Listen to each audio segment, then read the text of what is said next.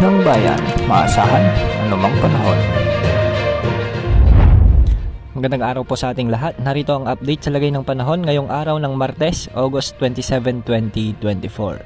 Sa kasalukuyan ay patuloy pa ring umiiral ang southwest monsoon o habagat at nakakaapekto ito ngayon sa bahagi ng Southern Luzon, Visayas at Mindanao. Kaya sa mga lugar na ito, asahan ang maulap na kalangitan na may mga kalat-kalat na pag-ulan, pagkidlat, pagkulog at posible rin ang mga biglaang pagbaha at pagguho ng lupa.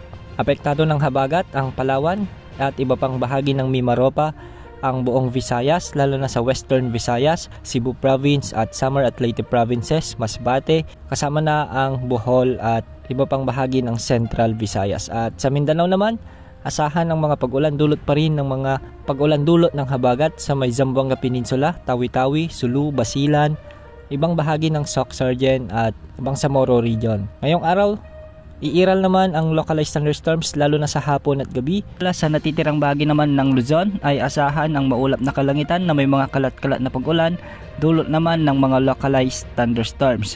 Posible ang mga pagbaha at pagguho ng lupa, lalo na kung minsan ay may malalakas na pagbuhos ng ulan o severe thunderstorms. Dahil nga sa mga localized thunderstorms, may mga pag-ulan ngayon sa may Ilocos Region, Cordillera Administrative Region, ilang bahagi ng Cagayan Valley at Central Luzon.